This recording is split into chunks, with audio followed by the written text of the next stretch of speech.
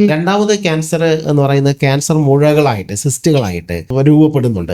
ഇത് എന്ന് പറയുന്നത് ശരീരത്തിന്റെ അങ്ങും ഇഞ്ഞും ഒക്കെ ഉള്ള നിങ്ങൾ നേരത്തെ പറഞ്ഞതുപോലെയുള്ള സെല്ലുകളെ ശരീരം സൂക്ഷിച്ച് അത് ഭദ്രമാക്കി വെക്കുക ചെയ്യുന്നത്, ലോക്കിട്ട് അവിടെ വെക്കുക ചെയ്യുന്നത്. അത് വീണ്ടും നമ്മുടെ ജീവിത രീതിയിലോ നമ്മുടെ ചുറ്റുപാടുകളുടെ രീതികളിലോ നമ്മുടെ ഭക്ഷണ രീതിയിലോ ഒരു മാറ്റം വരാതിരിക്കുമ്പോഴാണ് അത് അപകടകരമാകുന്ന ഒരു അവസ്ഥയിലേക്ക് മാറുന്നത് എന്ന് നമ്മൾ മനസ്സിലാക്കുക. അപ്പോൾ ക്യാൻസറിന്റെ ഇപ്പോൾ മുഴകളായിരുന്നാലും അതോടൊപ്പം തന്നെ ഇതുപോലെ സ്പ്രെഡ് ആകുന്ന രീതികളാണെങ്കിലും ശരിക്ക് ശരീരത്തിന്റെ ഒരു നന്മയാണ് എന്നാണ് നമ്മൾ മനസ്സിലാക്കേണ്ടത്. പലപ്പോഴും നമ്മൾ ശരീരത്തിൽ ഈ ഉണ്ടാകുന്ന രോഗങ്ങളെ ശത്രുവായിട്ടാണ് കാണുന്നത്, അല്ലെ? ശത്രുവായിട്ടാണ് കാണുന്നത്. അതുകൊണ്ടാണ് ഈ കീമോയും റേഡിയേഷനൊക്കെ ചെയ്യുന്നത്. ഇപ്പോൾ പാകിസ്ഥാനിൽ നിന്ന് ഒരാൾ ഇന്ത്യയിലേക്ക് നുഴഞ്ഞു കയറിയാൽ നമ്മൾ എന്തൊക്കെ ചെയ്യുമോ അതൊക്കെയാണ് നമ്മുടെ ശരീരത്തിൽ നമ്മൾ ചെയ്തുകൊണ്ടിരിക്കുന്നത്.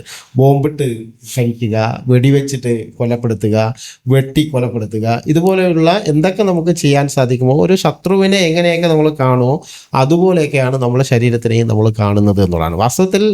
രോഗം എന്ന് പറയുന്നത് അത് ക്യാൻസർ ആവട്ടെ ഏത് തരം രോഗമാകട്ടെ, രോഗം എന്ന് പറയുന്നത് ശത്രുവല്ല, നമ്മുടെ മിത്രമാണ് എന്ന് മനസ്സിലാക്കിക്കൊണ്ട് ഇത്തരം ലക്ഷണങ്ങൾ എന്ന് പറയുന്നത്, രോഗലക്ഷണങ്ങൾ എന്ന് പറയുന്നത് ശരിക്കും നമ്മുടെ തെറ്റായ ഭക്ഷണശീലങ്ങളും തെറ്റായ ജീവിത സാഹചര്യങ്ങളും തെറ്റായ ചുറ്റുപാടുകളിൽ നിന്നും വിടുതൽ നേടാനുള്ള ഒരു സൗഹൃദാന്തരീക്ഷം സൃഷ്ടിക്കാൻ വേണ്ടിയിട്ടാണ് ശരീരം ചില സിഗ്നലുകൾ തരുന്നത് എന്ന് കൃത്യമായിട്ട് നമ്മൾ മനസ്സിലാക്കണം എന്നതാണ്.